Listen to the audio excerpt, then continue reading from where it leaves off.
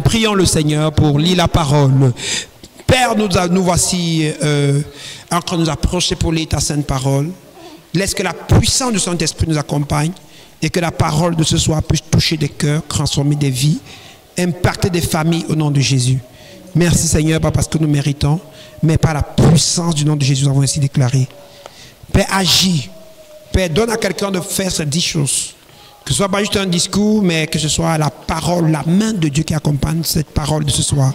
S'il te plaît, Seigneur, utilise ton serviteur que je suis comme un instrument inutile et efficace entre tes mains pour pouvoir impacter les vies ce soir au nom de Jésus. Merci, Père, pas parce que nous méritons, mais par la puissance de Saint-Esprit, nous avons ainsi prié au nom de Jésus. Amen. Amen. Amen. Amen. Alors, bien aimé, ce soir, on vient de lire un texte. On va lire Daniel 2, verset 20. Daniel 2. Daniel 2. On va simplement lire les versets. On devait lire un peu plus, hein, mais on va lire les versets 20 à 23 juste. Là, il est écrit. Daniel prit la parole et dit: béni soit le nom de Dieu, d'éternité en éternité. À lui appartiennent la sagesse et la force. C'est lui qui change les temps et les circonstances, qui renverse et qui établit les rois, qui donne la sagesse aux sages et la science à ceux qui ont l'intelligence. Il révèle ce qui est profond et caché, il connaît ce qui est dans les ténèbres et la lumière demeure avec lui.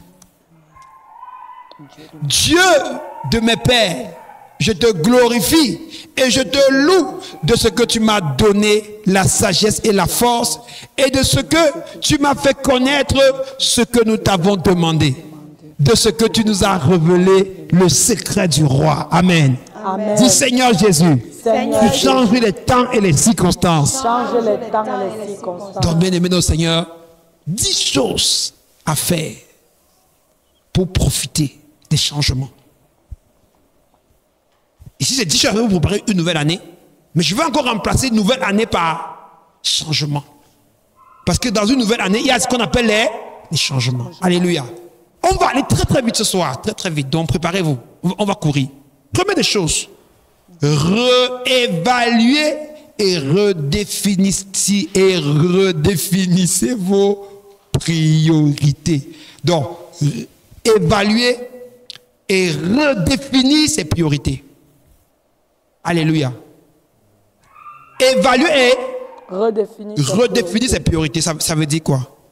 Une nouvelle année est une opportunité pour revoir vos priorités et réaligner votre vie selon le dessein de Dieu. Ça veut dire que avant de commencer l'année, je dois faire une réévaluation. Parce qu'il y a un changement qui s'annonce. La Bible dit que Dieu change quoi? Les temps et quoi? Et les circonstances. Et les circonstances. Donc ça veut dire que quand je dois réévaluer ce que j'ai eu à faire au cours de l'année, je vous conseille de prendre d'abord le document de l'année dernière pour préparer 2024. Donc le document de création 2024-2025. Parce que cette année, je ne vais pas revenir sur certains éléments qui étaient placés là-bas. Donc vous devez relire ça et je vais seulement continuer pour la préparation. Alléluia. Je vais seulement continuer. Donc il faut le lire. C'est trop riche. C'est trop riche. Alléluia. C'est très riche. Donc, et vous devez revoir ces choses. Donc, réévaluer, ça veut dire que si en 2024, mes priorités étaient de monter ou descendre, voilà, de peut-être avoir une voiture, peut-être lancer une nouvelle affaire, peut-être faire ceci, obtenir une guérison, faire ceci ou cela. Et ici, si je l'ai obtenu, c'est bon. Si j'ai obtenu plutôt 2 voitures, c'est bon. Si je n'ai pas obtenu, c'est toujours bon. Parce que maintenant, je dois réévaluer. Si j'ai obtenu 2, je dois réévaluer. Maintenant, ça veut dire que comme l'année passée, j'avais demandé seulement un seul. Pour la nouvelle année, je dois demander combien? J'ai demandé un seul et Dieu m'a donné combien? 2. Ça veut dire que l'année, si je peux donner combien? Je peux demander combien pour la nouvelle année? Je peux donner 4. N'est-ce pas? Donc je réévalue, il veut revoir. Ce que Dieu ne m'a pas donné, n'est-ce pas? Je peux reconduire ma demande ou je peux même diminuer certaines demandes. Alléluia. Amen. Alléluia. Peut-être un élève qui a prévu avoir 18 de moyenne et n'a pas pu dire, bon, cette année, je vais peut-être avoir, je mets d'abord premier trimestre, 12, deuxième trimestre, 14, troisième trimestre, peut-être maintenant 18. Vous voyez, donc vous réévaluez. Il faut réévaluer vous pouvez réévaluer les méthodes que vous avez utilisées au cours de l'année. Les méthodes et autres. Vous devez réévaluer votre vie de prière, réévaluer beaucoup de choses. Vous allez voir que si vous allez revenir sur ceux qui ont travaillé l'année passée, vous allez voir que vous avez rempli, vous avez dit, bon, sur le plan spirituel, familial, tout ce professionnel, je vais. Mais vous allez voir que c'était parmi vous. Vous avez défini les choses que vous n'avez même jamais lues. Donc cette année, c'est inutile de réécrire encore des choses, ces choses-là. C'est-à-dire qu'au lieu de faire une longue liste de demandes, réduisez vos... Parce que vous avez écrit projet qui vous ont même servi à rien. Donc pourquoi encore remplir pour être plein d'émotions et pourtant vous savez. C'est-à-dire que si vous avez demandé 10 choses à Dieu et vous vous rendez compte que durant l'année vous n'avez poursuivi que 2. Ça veut dire que vos 2 vraies priorités c'est ça. Alléluia. Les autres trucs là n'étaient même pas. Donc soit vous pouvez les reconduire cette année ou bien vous pouvez augmenter 3 à 4 parce que si vous allez encore à 10 ou bien vous montez à 12, vous allez faire comment? Les choses ont tendance à se répéter. Ou bien si vous voulez les maintenir, vous allez voir les points de faille que vous avez eu au cours de l'année pour ne pas réaliser ce que vous avez demandé. Et c'est ça qui va vous permettre de vous redéfinir. Alléluia. Amen. La Bible dit, dans Matthieu verset 33, recherchez premièrement le royaume et la justice de Dieu et le reste vous sera donné. Donc vous voyez que quand je réévalue mes priorités, c'est en fonction de qui? De Dieu. Donc si vous définissez, vous faites des révélations, c'est en fonction de la parole de Dieu et de ce qu'il attend de vous et de ce que vous voulez faire avec le Seigneur. Alléluia. Amen. Ok, deuxième chose à faire, développer une vision claire. Vision claire. C'est-à-dire que j'aime bien ces principes. Le docteur Miles Monroe qui dit que la vision est la clé pour savoir où aller. Si vous n'avez pas de vision, la vie vous donnera une direction par défaut. La vision est la clé pour savoir où aller. Si vous n'avez pas de vision, la vie vous donnera quoi? Une direction par quoi? Par défaut. Ça veut dire que celui qui n'a pas une direction pour son année, l'année va plutôt te diriger où l'année veut. Est-ce que vous comprenez, peuple de Dieu? Ayez une vision, un plan.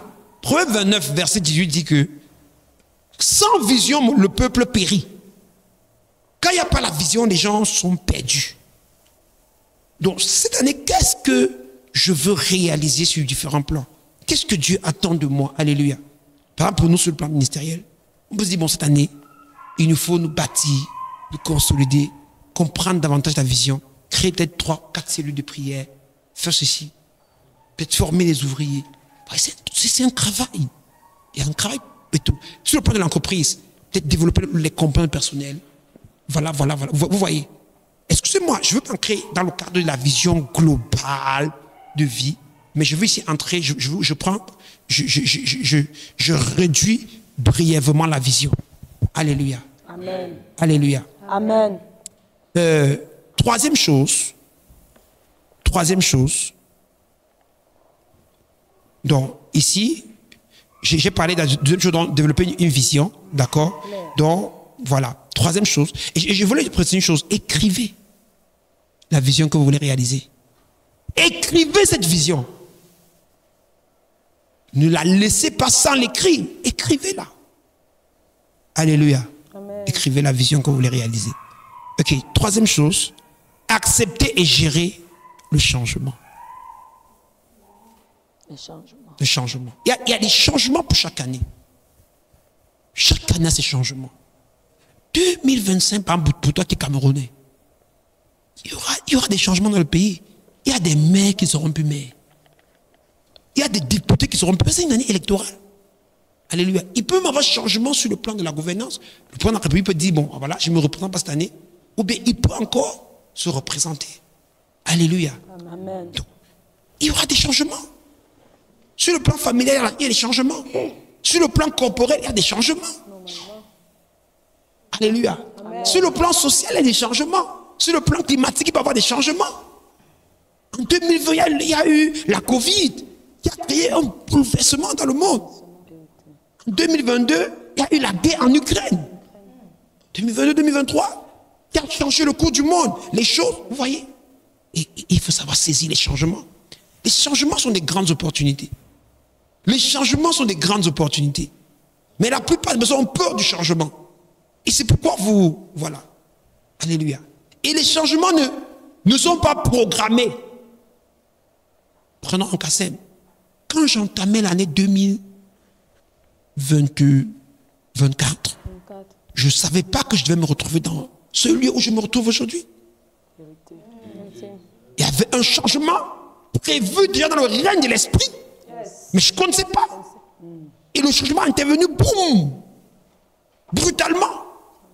Je me suis retrouvé comme ça, comme un fugitif, comme un sans-abri.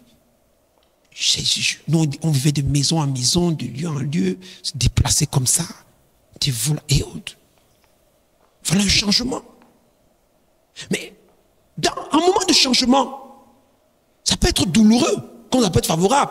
Il y a des personnes qui m'ont écrit pour les changements, qui ont dit, j'ai commencé mon année, et voilà, paf, j'ai eu, comme cette sœur qui était, voilà, on s'est rencontrés comme ça à photo, elle a donné sa vie à Jésus à photo, et avant, quelques temps après, quelqu'un a prié, dès qu'elle a eu sa vie à photo, on s'est rencontrés, on a prié, quelqu'un l'a appelé pour lui dire, donne-moi tes papiers.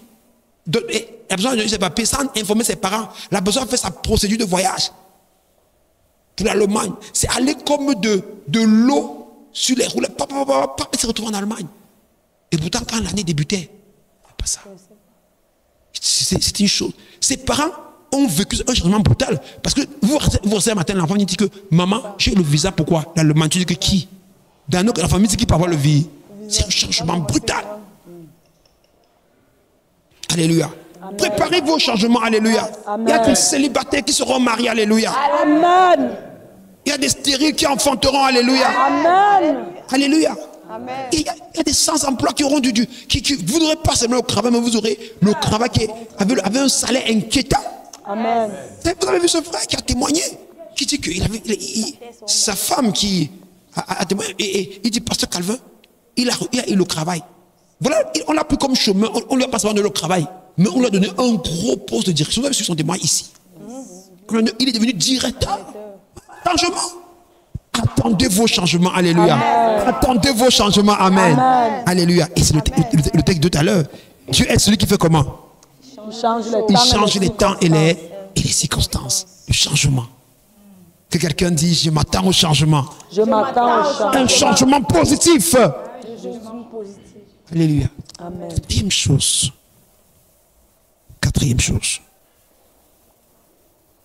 Investissez dans votre, je voulais dire votre formation. Investissez dans votre formation, dans votre développement intrinsèque. Ou encore ce qu'on peut appeler le développement personnel. Je ne parle pas du développement personnel qui est un cours que les gens donnent, non. Investissez dans votre formation intrinsèque. 1 Timothée 4, verset 15, j'aime ce texte. La Bible dit, fais de grands progrès dans la foi et dans la doctrine, afin que tous voient ton progrès. Fais de grands progrès. Vous devez tout faire pour évoluer. Alléluia. Une chose qui rend beaucoup de personnes dans la société frustrée, les collègues dans les bureaux, c'est qu'il y a des collègues qui n'investissent pas sur eux pour devenir meilleurs. Et ceux qui investissent pour devenir meilleurs sont parfois appréciés dans le travail, primés, récompensés, performants dans leur travail. Et ceux qui n'ont pas pu investir pour se développer sont complexés, frustrés et la jalousie, les murmures commencent. Investissez-vous dans le mariage. Comment faire pour devenir davantage? Tu as une bonne épouse, oui. Comment faire pour devenir une très très bonne épouse? Tu es un bon mari, oui. Investis-toi. Et ça va passer par des formations. Ça va passer par des lectures. Ça va passer par des livres que tu dois lire. Vous devez le faire pour préparer la nouvelle année. Oh my God, je prophétise sur la portion de quelqu'un cette année. Amen. Le Seigneur te donne la faveur de te former. D'investir pour ta formation. Il y a des personnes qui font tu ne parles pas l'anglais. Tu dois t'inscrire au cours d'anglais. Forme-toi d'ici la fin. 6 mois, tu vas parler l'anglais. C'est un investissement. Et en fin 2025, when someone will come and speak with you and you will answer an American man or woman, you will like amazing, you like surprise and something, okay. Okay. How you get me, sir? How you get me, mom? Okay. Why good? Ça, c'est une décision que vous prenez et vous décidez. Tu dis, la fin d'année, moi, je vais parler l'anglais. Tu peux dire, moi, je vais conduire la voiture. Je n'ai pas encore la voiture, mais je vais faire l'auto-école. Je dois apprendre à conduire une voiture. Tu peux dire, j'aurai une nouvelle licence. J'aurai un nouveau master. Je vais me former dans une nouvelle discipline. Alléluia. Amen. Tu peux dire, je vais faire des formations dans tel domaine. Je vais apprendre à utiliser tel outil ou tel autre outil.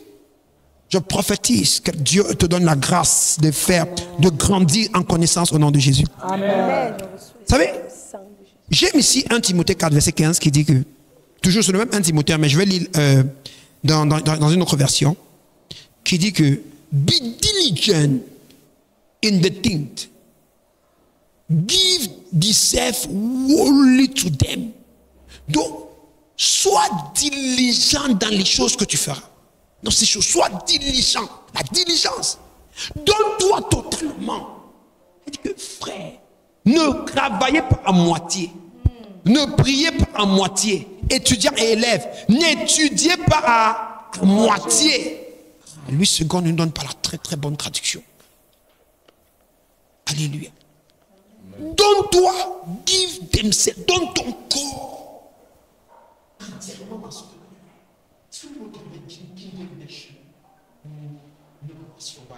Ou Amplified Version. Amplified Version va dire, Amplified Version va te dire, vous savez, ça c'est une version que j'aime bien. Practice and work hard on this thing. Pratique et travaille durement ces choses. Pratique et travaille durement à la cuisine. Femme, améliore ton moyen de cuisine. La gestion de ta maison, améliore. Forme-toi, prends du tutoriel. Lis sur comment équiper une maison, comment faire ceci ou cela. Alléluia. Amen. Ok, je vois la version. Ok. Be diligent in this thing. Give yourself wholly to them. Wholly, give yourself. Sois diligent. Donne ton corps totalement. N'allez pas à l'école, vous fréquentez, vous rentrez, vous n'étudiez pas. Hein? Vous repartez encore à l'école le lendemain. Vous voyez, c'est pas ça. Le lendemain, tu dois avoir mémorisé tous les cours de la veille. Tu vas même devancer le professeur à l'école. Et tu m'écoutes, élèves qui m'écoutent. C'est ça qui te permet, qui va faire la différence. Et l'excellence sera vue au cours de l'année. Si tu t'es défini par un plus haut, l'objectif de pouvoir peut-être écrire ton mémoire, soutenir ta thèse et autres. Mais c'est ça qui va se passer. Je bénis Dieu. La semaine passée, vous avez vu ici, l'un de mes fils qui arrivait et tout, il rentrait du Maroc, il est venu ici. Avant de prendre le déplacement pour Tchang. On s'est rencontrés l'année passée que je suis arrivé. Notre objectif, c'était qu'ils soutiennent. La thèse était bloquée. Et on s'est mis en prière, on s'est focalisé. Et Dieu a ouvert la porte, il a fini sa thèse, il l'a déposé, il a fait son voix respectif. Comme il est rentré là, il m'a dit, papa, c'est vrai que tu viens à la soutenance. Wow. Parce qu'on va le proposer, il va et tout. Vous voyez? Or, avant ça, ça avait été comme une léthargie. Mais il y a des choses que quand vous provoquez le ciel vous donne. Amen. Mais vous devez vous investir. Oh, que quelqu'un me dise, je m'investis. Quelqu'un me dise, je m'investis. Totalement. Alléluia. Bien aimé dans le Seigneur, donc, cinquième chose, rapidement, parce que vous savez, j'ai vu des coachs dire, on va vite, perds pas le temps. Cool. Alléluia. Frère, sœur, je sais que le point, ça ne va pas beaucoup vous plaire. Mais ce point va me... parce que moi-même, je vais faire ça à certaines personnes parmi vous. Entretenir des relations saines. Ou encore assainir ces relations. Pourquoi assainir ces relations importantes, chers frères? Je vais vous expliquer une chose. Proverbe 13, verset 20. Celui qui fréquente les sages devient sage. Celui qui se plaît avec les insensés s'en trouve mal. Celui qui fréquente avec les sages devient comment? Sage. Il y a des... Ça veut dire que celui qui mange avec les insensés, ce sont encore les qui? Les bêtes. Est-ce que vous comprenez un peu? Je ne sais pas si vous pouvez voir la version Amplified Bible là. Amplified. Marche avec les sages, tu auras la sagesse. C'est pour dire que si vous voulez que 2025 soit différent de 2024, ou bien que l'année d'après soit différente à la précédente, vous devez faire une chose claire, assainir vos relations. Toute relation qui vous a tiré en arrière en 2024, balayez. Il y a plein de groupes WhatsApp dans lesquels de travail WhatsApp dans lesquels vous devez exclure les gens. Parce qu'ils font rien dans ce groupe-là. Ou bien vous, dans certains groupes, vous voyez que vous êtes une dans ces groupes-là. Ou certains groupes, vous devez même sortir. Si vous n'avez pas votre intérêt à y rester. Alléluia. Amen. Vous devez assainir vos relations. Vos amis, il y a des amis à qui vous devez rendre visite. Vous devez la Bible dit que le faire aiguise le faire. Yes. Vous devez arrêter de marcher avec des dormeurs, des paresseux. Ah, la vie, c'est la chance.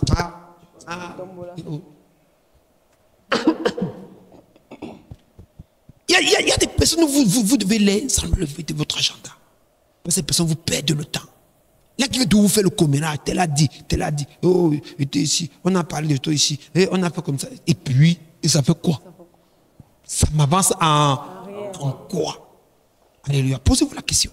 Et donc, il y a plein de choses comme ça, vous allez voir. Et vous allez voir qu'il y a plein et tout. Ah, c'est vos relations. Écoutez bien. Dans ces relations-là, il y a les distractions. Et le docteur Marois dit que l'un des grands ennemis de la destinée d'un homme, c'est la distraction. La plupart des auteurs vont vous parler de la distraction. Vous devez évacuer de votre programme quoi? Des distractions. Des choses qui vous perdent du temps ou qui vous font regresser. Frottez-vous aux sages, c'est-à-dire aux personnes compétentes, aux personnes diligentes, aux personnes ambitieuses. Fréquentez les communautés des personnes ambitieuses qui aiment le Seigneur et qui ont une vision bâtie sur l'avenir. Vous savez, aujourd'hui, comme je n'ai pas de changement, le changement est douloureux, mais c'est bénéfique. Quand je vois la difficulté que nous avons connue jusqu'à ce jour et qui nous a amenés à ce point du ministère, aujourd'hui, on a décidé de bâtir un ministère. En vérité, sur le plan personnel, vous voyez, parce que parfois vous-même, vous voulez ce qui est bien pour vous, mais vous ne voulez pas prendre ce qui est bien pour vous. Ou bien prendre la décision qui vous permet d'avoir ce qui est bien pour vous. Pas ce problème des hommes. Je sais que ça est bien pour moi, mais je ne peux pas prendre la décision. Alléluia. Parce que quoi? On dira quoi? Là, pendant un milieu on dira quoi? Et les gens, les regards, les ceci, tel va dire, oh, maintenant on veut manager Dieu. Pour dire à Dieu, non, tu peux quand même essayer de m'utiliser ici comme tu veux, comme, voilà, un peu ce que tu dis là, mais, et pourtant toi-même tu sais. Puis je prends mon cas, que je vais prêcher à quelqu'un à marcher dans la sanctification, je vais l'aider à abandonner les marabouts, les funérailles, à mener une vie de prière et autres. D'accord, je l'ai gagné, je le laisse dans une paroisse. Et celui qui me remplace vient lui dire, mais qui t'a dit ça? De toute façon, tu es même d'abord très belle. Est-ce que toi et moi, on ne peut pas déjà se voir? Je parle des choses vécues, pas des choses entendues. Et autres. Je lui dis, c'est comme ça dit que on va chez les marabouts. Mais non, ça ne va pas. Tu vas, hein? Tu enlèves celui qui vient faire comment? Viens, il remet. Et tu passes une vie à faire comme le mythe de Sisyphe. Tu pousses. Après, ça régresse. Tu pousses. Et tu vas essayer ainsi de suite. Et à la fin, ne sois pas surpris que Dieu te dira, tu n'as pas eu de récompense. Parce que ton travail n'a pas demeuré. Mais aujourd'hui que nous sommes en train de bâtir une vision ministère, attendez. C'est une communauté de personnes qui pensent d'une certaine façon. Il y a des principes qui seront respectés pour tout le monde. Et comme certains ont dit à d'autres, oh, toi-même tu vas, ne le suivez pas là. Parce que vous connaissez comment il est, non? Vous connaissez comment, quand il va commencer que Dieu là avec vous là, il va regardez comment avant, même ici où on était là, avec tous les barils là, il était rigoureux comme ça là. Maintenant, alors, ça sera comme... Voilà. Mais il y a des personnes qui ont dit ça. Fais attention aux autres, fais attention et tout. Comment nous ne sommes pas venus, mais ces gens qui ont dû faire attention, vous avez vraiment raison, parce que maintenant on sera pas seulement rigoureux, mais on sera regardant, stratégique, technique et autres. Peut-être avant même, on frappait même la main, parce qu'il n'y avait pas moyen, il n'y avait même pas de recadre qui pouvait permettre d'amener. Maintenant, on va seulement sourire avec toi. Mais avant de te rendre compte, tu seras déjà dedans depuis. Yes. Et que tu auras déjà abandonné le péché là depuis. Ta vie de prière sera développée depuis. Tu ne sauras pas comment ça va se passer. Les événements vont mais directement, tu seras seulement en train d'avancer. Parce que maintenant, pourquoi? Vous pouvez créer un cadre favorable. Vous pouvez créer un cadre. Vous priez, vous méditez, vous faites des cellules. Nous avons, notre ministère, c'est basé sur non seulement le salut. Le salut, c'est un pan sur les 12 points des 12 objectifs du ministère. Ce n'est qu'un pas. Le salut, c'est un pas. Être sauvé. Maintenant, sauvé pour en faire quoi? L'impact social. Tout ceci. Maintenant, on peut travailler. On peut regrouper les personnes dans le secteur professionnel dans un programme. On renforce leurs capacités. On ne soit pas l'église qui dit seulement que formez-vous, comme on a dit là. Non. Nous-mêmes, on organise une formation pour tel groupe de personnes, pour qu'ils soient à la pointe, pour que celui qui est aux États-Unis, en France, celui qui est en Afrique du Sud, au Nigeria, ne soit en rien différent d'eux. Quand on parle sur le marché de l'emploi, quand il se présente, celui qu'on a vu avant, c'est comme incompétent. Quand il se présente, on voit son travail, on dit, mais d'où as-tu appris ces choses? Aujourd'hui, en tant que communauté, on peut décider de dire qu'une partie du budget, on va retirer ce budget pour le faire. Alléluia. Et on le fait. Ce n'est plus comme avant, où quand tu vas retirer, on dit que tu as retiré pourquoi? Hein? On voit ça dans santé pasteur, on voit ça dans réception presbytère, on voit ça dans visite, voyage et. Tu as ton voisin.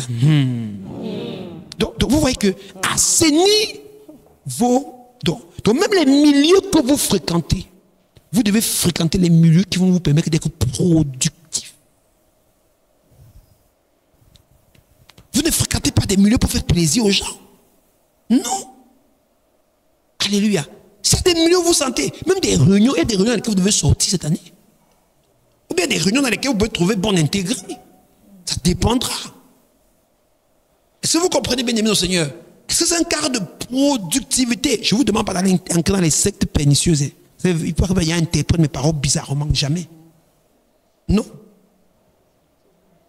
Alléluia. Amen. Donc, ce que je veux dire à frères et sœurs, c'est que vous devez, à ce moment, pour pouvoir bien préparer, entretenir un environnement sain autour de vous.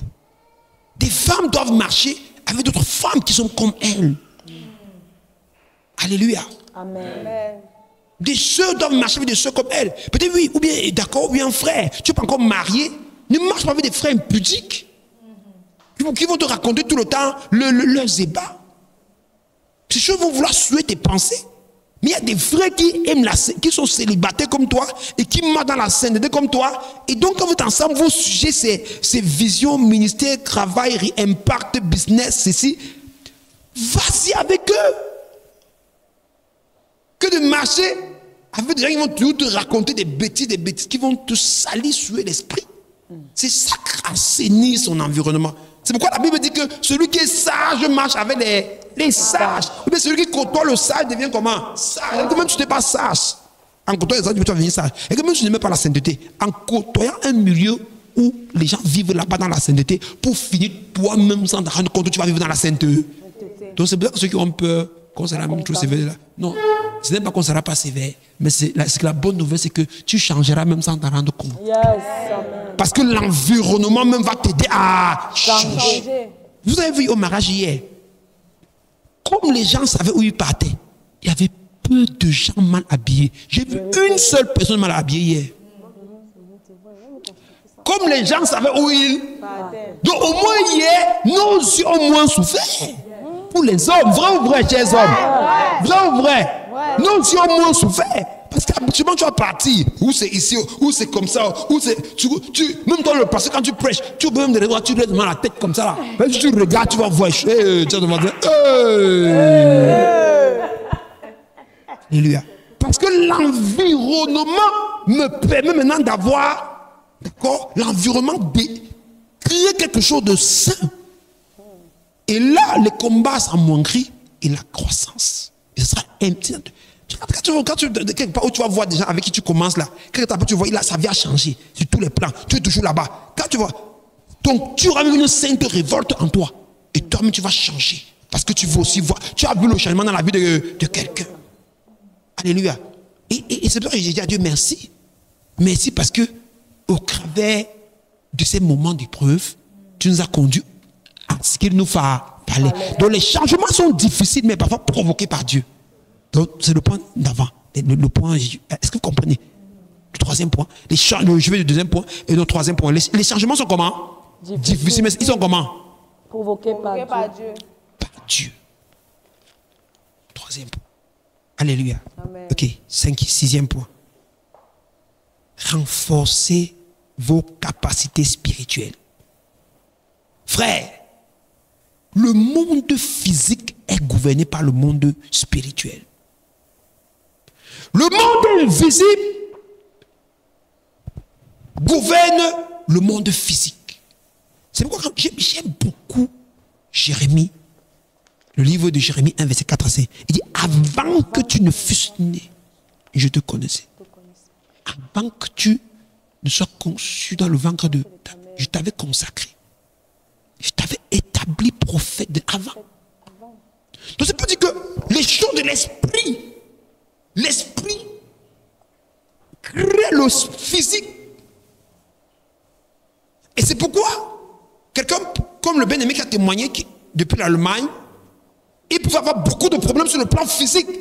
Et la puissance de Dieu, après les moments de guérison, sur le plan spirituel, il y a un changement. D'où le texte ce jour, c'est lui, c'est Dieu qui fait comment? Il change les temps et quoi? Les circonstances. Je prophétise, les temps et les circonstances seront changés au nom de Jésus. Amen. Mais pour cela, il faut avoir une vie spirituelle forte. Il y a une femme qui s'appelle elle s'appelle Bunz, n'est-ce pas? Elle a écrit un livre appelé La puissance de la prière. Et dans ce livre, il y a une citation importante qui dit que la prière fait bouger la main qui fait bouger le monde. La prière fait bouger la main qui fait bouger le monde. Yes. Yes. La prière fait quoi? Bouger la main qui fait bouger la main qui le fait monde. bouger le monde. Ça veut dire quoi? Mieux je prie. Si c'est la main satanique qui est là, alléluia, et qui contrôlait ma famille, mon pays, mon environnement, ma région, ma prière fera comment? Bouger la main qui fait bouger le monde. Si c'est la main de Dieu qui contrôle, ma prière fera bouger la main de Dieu. Vous voyez, ma prière fera bouger davantage ma faveur, afin de ma famille, de mes frères, de mes enfants, de mon ministère et autres, de ma destinée. Alléluia. Amen. De mes frères en Christ. Alléluia. Si c'est une main maléfique, la prière fera comment? Éloigner la main, bouger cette main-là. Plus tu pries, la main s'éloigne. Donc celui qui veut dominer une nouvelle année s'élève spirituellement. C'est pourquoi dès aujourd'hui, il faut que les choses changent. Et durant toute l'année, tu ne seras pas fatigué. Amen. Au nom de Jésus. Amen. Alléluia. Amen. Le temps dans la prière, la méditation de la parole de Dieu, la recherche de la direction de Dieu pour l'année. Rechercher la direction de Dieu. Qu'est-ce que Dieu dit? Qu'est-ce que Dieu dit pour le Cameroun, pour ma famille, pour mon pays, pour mes frères et sœurs? Qu'est-ce que Dieu veut de moi? Parce que c'est tout ça. Lire la Bible, méditer, la prière matinale, la connexion. Aujourd'hui, nous sommes en train d'évoluer. Au moins, nous allons commencer à faire même les guides de prière. On fera même des exhortations quotidiennes. Elle dit que ce sera très... Aujourd'hui, là, frère, on va saturer l'environnement au bout. Mais qu'est-ce que vous dites là? Davantage nos enfants seront moins exposés. Alléluia. Et je parle encore du point précédent et du point suivant qui parle d'assainir. Tu as ton enfant qui marche dans la sainteté, mais l'enfant dans la chorale avec une autre soeur qui chante même bien, appréciée par tout le monde, mais qui vit dans l'impudicité. Et ton enfant envie même le talent de l'autre soeur là, qui elle chante tellement bien, mais c'est elle, et c'est la soeur là qui, finalement, ton enfant est corrompu. Tu ne sais même pas. L'environnement change le comportement de l'enfant. C'est pourquoi on a beaucoup d'enfants qu'on a gagnés dans le Seigneur, et quelques temps après, ça sont retournés. L'environnement. quand vos enfants sont dans un environnement où, si l'enfant a dit, ils sont 10 dans un mouvement de chorale, ou bien dans un groupe, c'est 9 personnes qui vivent une vie très intègre. Et peut-être une personne peut mener une vie trop cachée. Au point où si quelqu'un se rend compte, hey, en fait, tout est mis en œuvre pour que 10 sur 10 vivent dans la sainteté. Mais comment l'enfant doit se régler et autres. Et ça passe aussi par quoi? La vie de prière qui va saturer la maison, saturer l'environnement. Alléluia. Amen. Alléluia. Amen. Je prophétise dans la vie de quelqu'un. Ta vie de prière sera élevée au nom de Jésus. Amen. Alléluia. Amen. Gloire à Dieu. Amen. Bien-aimé dans le Seigneur, Proverbe 16, verset 3 dit: confie à l'Éternel tes œuvres et tes projets réussiront. Proverbe 16, verset 3. Confie tes œuvres et tes projets réussiront. Donc une vie de prière élevée fera réussir mes projets. Amen. Amen. Alors, 7e point. Consacrer l'année à Dieu par la prière et le jeûne. On va faire le jeûne de fin d'année. On va se reposer. Et après, on va encore reprendre le jeûne de l'année. Alléluia. Ne vous jeûnez, que ça ne vous dérange pas. Vraiment, il faut quand même dire la vérité. Dans nos communautés, il y aura quand même souvent le jeûne. Alléluia. On va constamment jeûner. Ça va faire que même les sœurs, vous ne voyez pas que depuis l'université de guérison, vous avez vos corpulences sont bien, le slim, c'est pas bien. C'est pas bien. C'est bien. Depuis l'université de guérison, là, on parle de petits programmes là, avec l'appétit diminue un peu, de plus en plus, le corps et même la bonne santé. Alléluia. Amen. Gloire à Dieu. Donc on va jeûner en fin d'année. On va un peu se reposer. On va encore prendre le programme en début d'année. Yes. Alléluia. Amen. On peut se reposer jusqu'au 10 comme ça, pour souffler. Mais le 10 heures, on recommence maintenant le nouveau programme. Alléluia. Pourquoi? Parce qu'il faut consacrer son année par la prière et le jeûne. nous prions la fin d'année et après en janvier, on va continuer. Alléluia. Amen. Vous allez voir, ça va beaucoup nous aider. Les choses seront différentes. Alléluia. Amen. Oh, que quelqu'un dise j'aime le jeûne et la prière. J'aime le jeûne et la prière. La Bible dit bien dans Matthieu 17, verset 21, ce genre de démon ne sort que par la prière et par quoi? Le jeûne. Ok.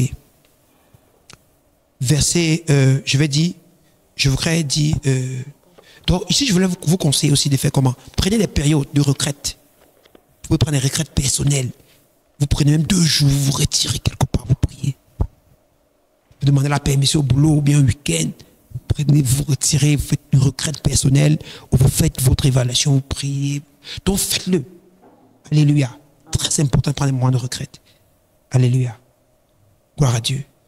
La Bible dit que Jésus, dans Luc 4, verset 2, la Bible dit que Jésus a jeûné pendant 40 jours avant de commencer le ministère.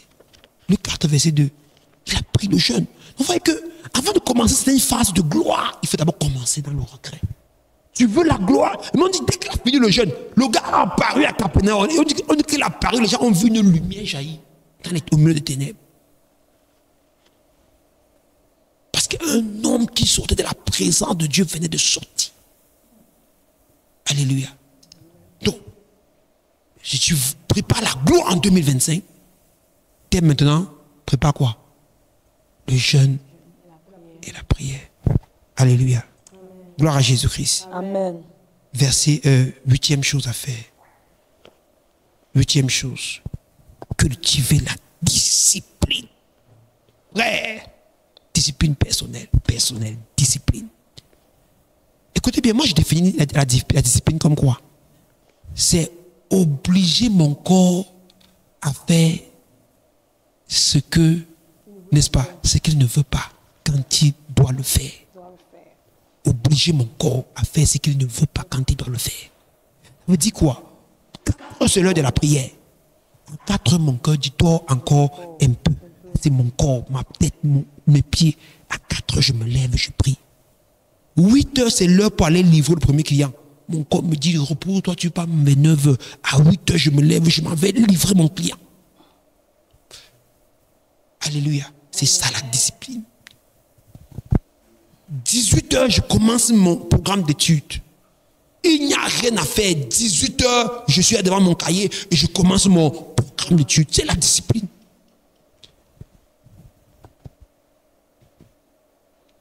8 heures, je dois avoir mon petit déjeuner. 8 heures. Le filet pomme qu'on a chauffé, déjà sur la table. Je dois manger mon filet pomme. C'est là. Discipline. Alléluia. Amen. Mais même la discipline pour manger. Alléluia. Amen. Discipline pour manger. Donc à l'heure de manger, je mange. Alléluia. Amen. Le loisir, la discipline, le jour que je dois partir, c'est une balade. On sort en balade. Disciplinez-vous, améliorez la vie, planifiez-la et organisez-la. Alléluia. Amen. La discipline vous fera réussir. J'aime beaucoup Romains 8, verset 13, qui dit, si vous vivez selon la chair, vous mourrez. Mais si par l'esprit, vous faites mourir les actions de la chair, vous vivrez. La chair est opposée à l'esprit. L'esprit me dit étudie, la chair me dit dors un peu. L'esprit me dit fais le sport, la chair me dit quand tu dois faire le sport pour être en bonne santé. L'esprit me dit mange moins, la chair me dit quoi? Bon appétit, mange. Alléluia. L'esprit me dit mange un peu, la chair te dit bon, ne mange pas. Alléluia. Vous savez qu'il y a des gens, leur problème c'est manger, tout le problème c'est de ne pas manger. Deux types de personnes, alléluia. Alléluia. J'ai dit que Dieu a créé le monde comme ça. Alléluia. Les gens, tu vois, la lutte, c'est que ne mange pas. C'est que mange, il y a à manger, aujourd'hui mange. La semaine, si tu vas manger. C'est la discipline. C'est aussi ça la dit. C'est que le temps de manger, je dois manger. Le temps de jeûner, je dois jeûner. Le temps de travailler, je dois travailler. Si nous développons ce principe-là, bien c'est ça, ça va changer. Vous savez une chose, et c'est mon souhait de prière que je vous donne. Mon épouse m'a toujours rappelé ça. Elle m'a dit, chaque fois, papa, moi je ne te connais pas comme ça. Quand nous te voyons à l'époque, c'était la rigueur extrême, la discipline, la ponctualité. C'était toutes ces choses. Toi, c'était ça. Je ne comprends pas comment aujourd'hui tu donnes parfois des programmes, tu commences ici, tu commences avec le retard, tu fais des choses là. Moi, je ne comprends pas. Elle m'a souvent dit ça. Et je lui ai dit, elle a raison. Pourquoi? Parce que le milieu dans lequel, quand je suis entré dans l'église, je m'appelle, c'était l'un des conseils de ma mère adoptive qui m'avait dit, mon fils, elle m'a appelé, je connais ta rigueur, je connais ton exigence, je connais ta discipline. Mais le milieu dans lequel tu vas, sache qu'il y a beaucoup de choses que tu dois tolérer. Sinon, tu ne t'en sortiras pas dans le milieu. Et quand je suis arrivé, effectivement, j'étais recruté, je vais vous convoquer réunion avec tous les autres, 9h. Papa, tu es là avec 7h30. Tant tu arrives, 8h, tu es là. La réunion commence à 12h. 11h. Visite chez tel. 15h. C'est vers 16h que les premières personnes arrivent. Toi, tu es là depuis 14h. On peut finir maintenant qu'on dit réunion, 9h. Tu me dis, bon, si on a dit 9h, ça veut dire que tout le monde peut venir à 11h. Donc, j'ai fait mes choses qu'à 10h et je me mets en route maintenant pour arriver maintenant. On me dit, hey, mais tu avais un peu arrêté. On est la réunion, mais comment tu arrives vers quelle heure? 11h05. La réunion a commencé à quelle heure? 11h. Et c'était prévu pour quelle heure? 9h. Donc, pour finir, je suis même encore devenu un retardataire plus professionnel que les autres. Parce que j'ai beaucoup à faire. J'ai beaucoup à faire. Donc, pas mon temps, c'est quelque chose et tout. Mais pour finir ces choses comme ça, tu dis. Donc, c'est ça qu'aujourd'hui, pour moi, je crois que je sais pas quel. Je disais peut-être ça à l'un de mes fils aujourd'hui pour lui dire que j'ai un défi personnel. Ma prière avec Dieu, c'est que je dois redevenir rigoureux dans la gestion du temps. Ce qu'on appelle la discipline. Je dois redevenir. Parce que j'ai vécu dans un milieu qui m'a dilué. Alléluia. Amen. Alors, là, c'est cultiver la discipline personnelle. Dans vous, faites mourir la chair. Paul, 1 Corinthiens 9, verset 27. Paul. Mais je crée durement mon corps et je le réduis en servitude. J'aime ça. Lui, ce qu'on va dire, je le tiens à assujetti. Mais si je dis, ici, c'est je le réduis en quoi? En service. Ça veut dire que je le réduis en quoi? En esclave. En esclave. Lui, ce qu'on va dire, je le réduis je l'assujettis. Je le mets et je le domine mon corps. Donc tu dois dominer ta chair pour que ton esprit suive la bonne direction. Yes. Quand Dieu dit ne mange pas, tu ne manges pas. Quand Dieu dit travaille, tu travailles. Les finances, il doit avoir la discipline dans les gestion financière. J'ai dit, relisez. Donc, je vais envoyer le programme d'ici la semaine prochaine de l'année passée. Mais on va seulement enlever les dates. Il y aura 2 programmes. Donc, on va essayer de refaire ça comme un document qui pourra être atemporel. Donc, utilisé pour. D'accord? Les éléments de l'année passée, on va rééditer, vous envoyer. Et on va sortir dans le nouveau programme pour la nouvelle année. Alléluia. Pour que vous puissiez parce qu'il y a des choses qu'il ne faut pas qu'on redise les mêmes choses. Il faut qu'on avance parce qu'il y a aussi d'autres choses que tu dois connaître. La connaissance fait grandir. Alléluia. Ok. On est en train de terminer déjà rapidement.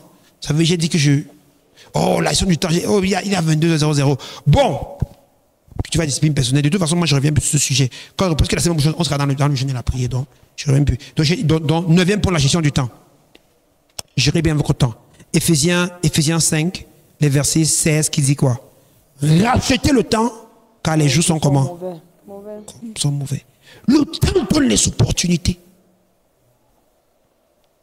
La seule richesse que tout le monde a, c'est le temps.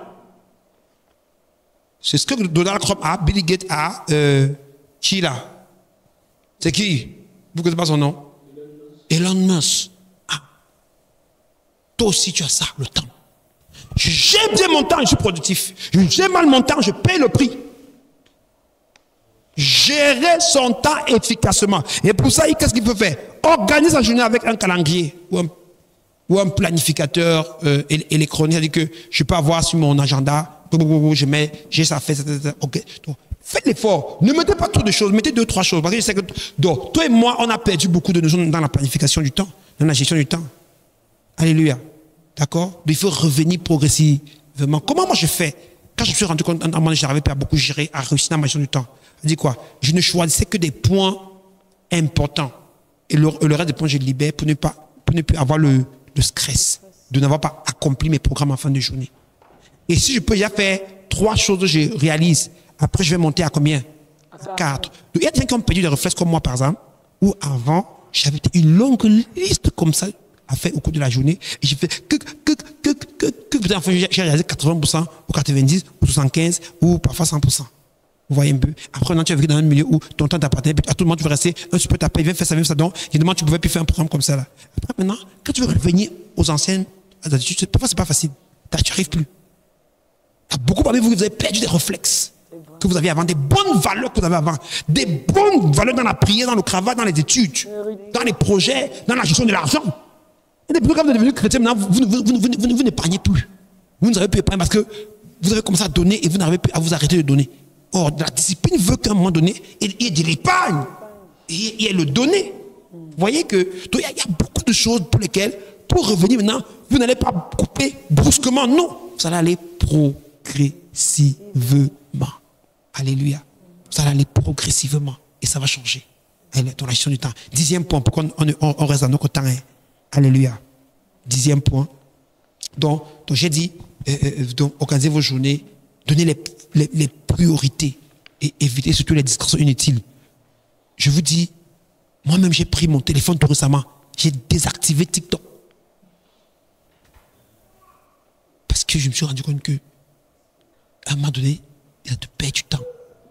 Il a te perdre du temps. Alléluia. Je n'ai pas dit que c'est mauvais. Mais vraiment, si vous ne pouvez pas avoir votre discipline, si vous voulez être sur les réseaux sociaux, ça peut être un temps peut-être de la journée, peut-être vous définissez le temps ou bien l'horaire. Sinon, bien aimé, les réseaux sociaux vont voler votre temps. Et vous n'allez pas réaliser, vous allez perdre les millions parce que vous voulez voir les gens vous faire rire, les bêtes vidéos qui font rire. Alléluia. Donc, 10e point, développez votre foi et prenez des actions audacieuses. Le dernier point, c'est que quoi? Les autres points ici, en haut, quand je me suis défini la vision et les objectifs, j'ai fait ce qu'on appelle les objectifs SMART. Donc, des objectifs qui sont rigoureusement définis. Est-ce que vous comprenez un peu? Qui sont mesurables, réalisables. Est-ce que vous comprenez un peu? Ici, c'est l'intellect. Le dernier point, c'est que je osais. Je fais des choses par la foi. La foi, c'est quoi? C'est que je dis, je vais faire cette année, peut-être je veux que mon d'affaires soit multiplié par 4. Je vais évangéliser peut-être 50, 100 personnes que je vais gagner définitivement à Christ au cours de l'année, moi seul. Je vais, sur le plan de ma famille, faire ceci ou cela. Je vais vous donner des costauds objectifs maintenant. Ici, parce que, vous voyez, les 9 premiers points, c'est la logique, c'est clair, c'est propre, c'est le management. Le dernier point là, intègre les 9 premiers et dépasse les 9 premiers, avec que je peux maintenant demander des choses qui sont liées à Dieu, parce qu'il y a des changements qui viennent de Dieu. Oui. Tu peux rester comme ça, quelque chose se passe dans ta vie, tu deviens milliardaire. Mais toi qui me regardes là, tu peux devenir milliardaire. Amen. Alléluia. Hein? Quelque chose se produit, c'est vrai. C'est vrai. Mais ce type de choses arrive maintenant par quoi? La foi. Le temps de la foi. Et là, ici, on va rapidement lire ce texte pour terminer. Et il y a dans mon premier texte, Josué 1, verset 3. Tout lieu que foulera la panne des petits, tu feras comment? Tu la posséderas. Josué 1, verset 3. Ça alors, qu'est-ce que je fais? Ça veut dire c'est quoi? Toute année que foulera la panne des petits, tu feras comment? Donc tu possèdes ta nouvelle année au nom de Jésus-Christ. Alléluia. Ça, c'est à la foi. 2025, bénédiction, bénédiction, bénédiction. Amen. Point final. Rien à faire. Rien à faire. Hébreux 11, verset 32 à 34. Là, il est écrit. Et que dirais-je encore? Car le temps me manquerait pour parler de Gédéon, de Barak, de Samson, de Jephthé, de David, de Samuel et des prophètes qui par la foi vainquirent des royaumes. La foi. Les gens qui étaient en infériorité numérique parfois allaient battre une armée 10 fois que la leur, récupérer leur richesse, rentrer, développer et nourrir leur peuple avec. Par la foi. Vainquirent des royaumes. Exercer la justice. C'est-à-dire, où avait l'injustice? Il vient, il parle, il proclame la droiture. S'installe. Obtint des promesses.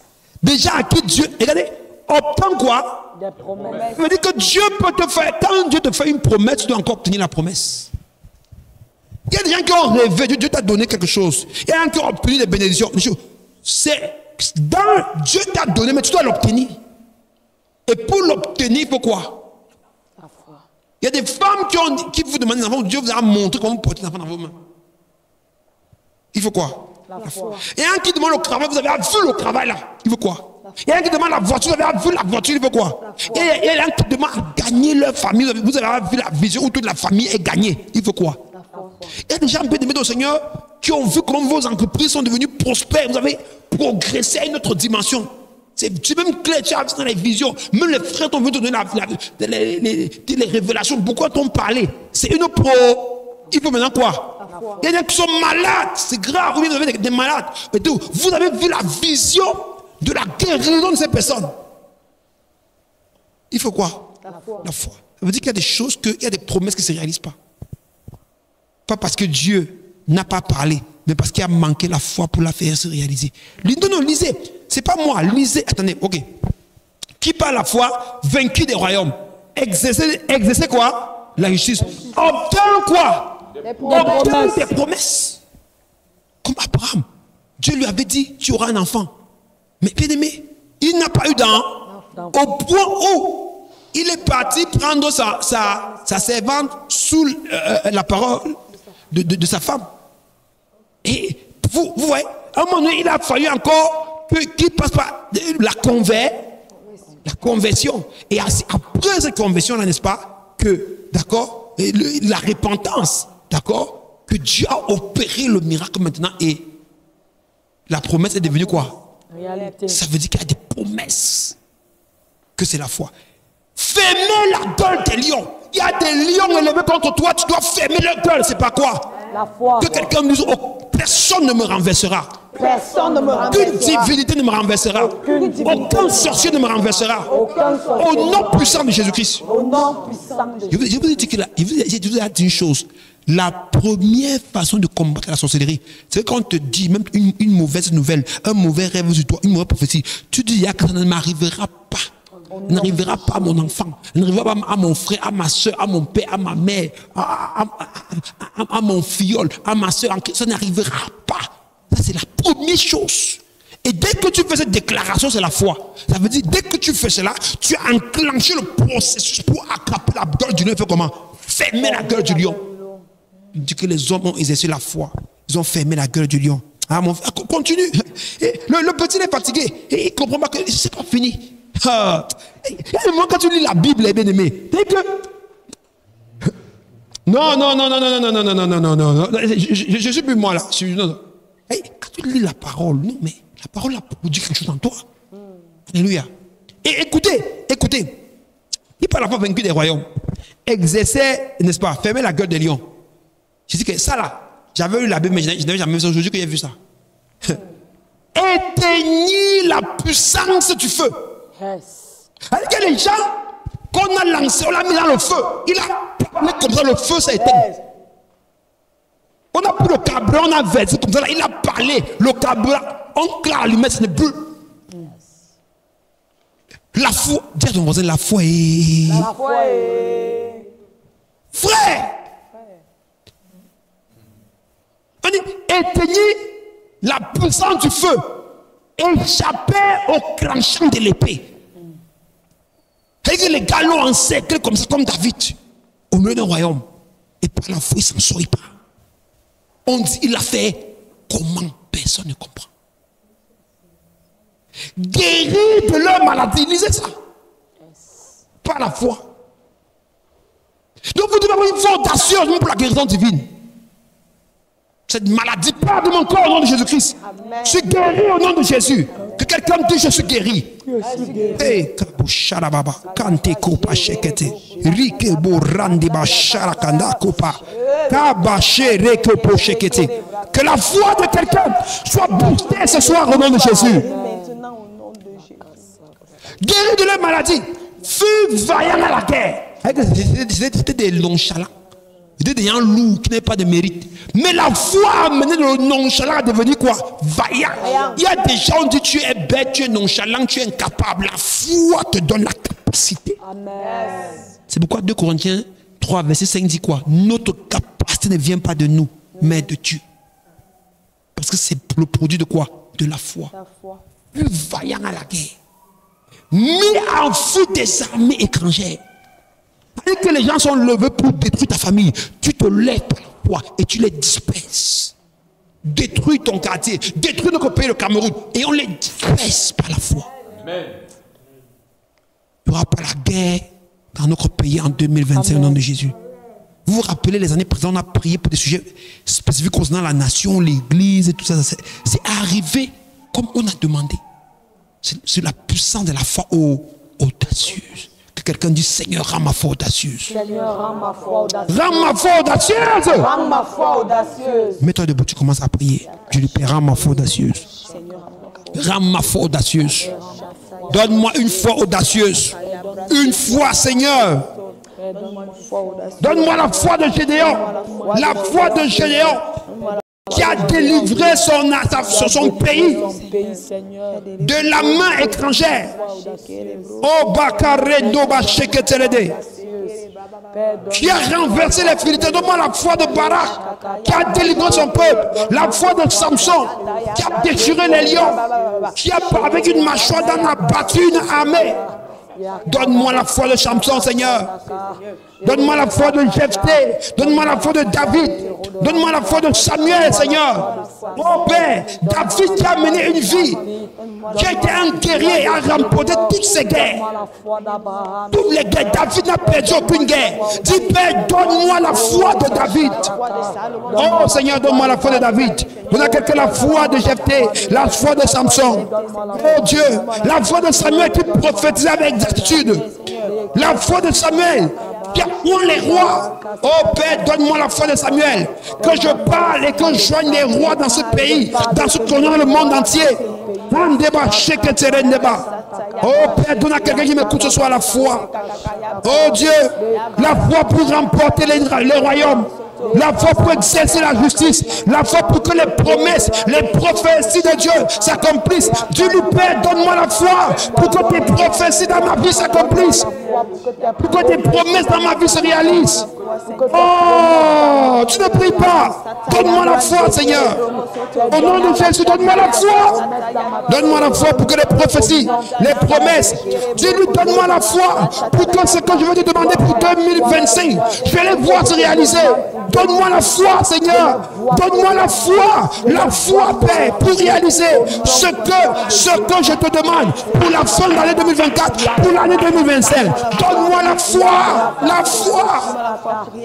Oh Père, donne-moi la foi qui m'amène à ne pas voir l'épreuve, le problème, le changement, la difficulté, mais à voir la gloire, l'opportunité cachée derrière. Oh Bakande Shake Taraba. Seigneur, donne-nous la foi, Seigneur, pour opérer des miracles, pour que la prière malade, oh Seigneur, que la gloire se manifeste. Tu Père, donne-moi la foi pour fermer la gueule des lions, pour éteindre la puissance du feu, pour ceux qui relâchent le feu, pour troubler ma famille. Donne-moi la foi pour éteindre le feu. Quiconque est tourmenté par la puissance de Dieu, le feu s'éteint. Le feu s'éteint. Le feu s'éteint. Dans ma famille, dans la famille qui m'écoute, le feu. Regarde-moi l'ennemi s'éteint au nom de Jésus-Christ. Au nom de Jésus-Christ. Donne-moi la foi pour guérir. Non seulement pour guérir, mais pour guérir les malades. Je déclare dans la vie de quelqu'un ce soir. Le Seigneur te guérit de cette maladie. L'esprit de mort, je chasse l'esprit de mort. Je chasse l'esprit de mort. Va-t'en, Satan. Va-t'en. Maladie. Cette maladie n'est pas la mort, mais elle est la gloire de Dieu. Je commande la guérison instantanée au nom de Jésus-Christ. Père, donne la foi que le faible, le paresseux devient vaillant. Gédéon était nonchalant. Il était paresseux, il était faible. Mais Dieu l'a rendu vaillant. Oh, je prophétise dans la vie de quelqu'un qui est incapable. Dieu te capacite. Tu remportes les guerres, tu gagnes les batailles et tu mets en fuite les armées étrangères. Merci Père Céleste, parce que tu nous exauces au nom de Jésus. Nous avons ainsi prié que l'assemblée des vainqueurs dise Amen. Amen. Je prophétise dans la vie de quelqu'un. Ta vie ne sera plus jamais la même au nom de Jésus-Christ. Je prophétise dans la vie de quelqu'un. Dieu, les prières oubliées, Dieu les ramène à l'existence au nom de Jésus-Christ. Quelqu'un a compris ici tout à l'heure, regardez. Pourquoi on doit prier pour ces jours-ci? Pourquoi le thème est trop important? Regardez. On ne dit pas la foi, ils ont amené quoi? Les promesses.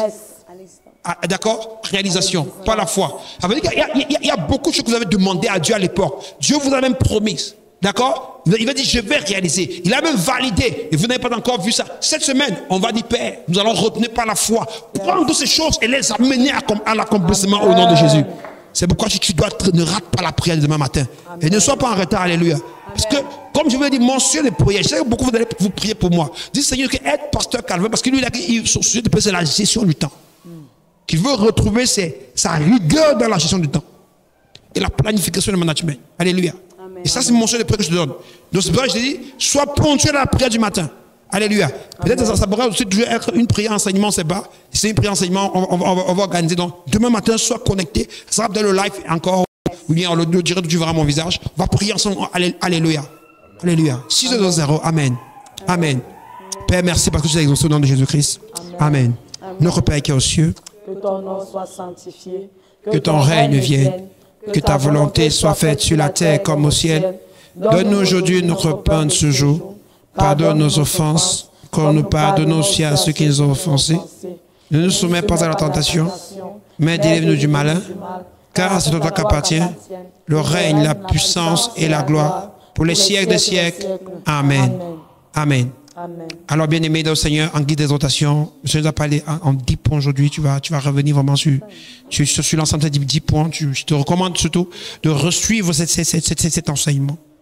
Je prie vraiment l'équipe technique de pouvoir extraire la phase enseignement pour mettre en ligne dès demain, si ça peut être là demain matin, c'est une bonne chose parce que ça va permettre à plusieurs de commencer à écouter. Ça va permettre de partager à vos différentes familles, dans vos différents groupes pour que des personnes écoutent pour préparer leur année 2025 parce que l'année 2025 sera différente au nom de Jésus. Alléluia, gloire à Dieu. Amen. Amen. Que la grâce de Dieu vous accompagne, que sa bénédiction soit avec vous et que sa faveur soit avec vous. Allez dans la paix du Seigneur maintenant et pour toujours au nom de Jésus-Christ. Amen.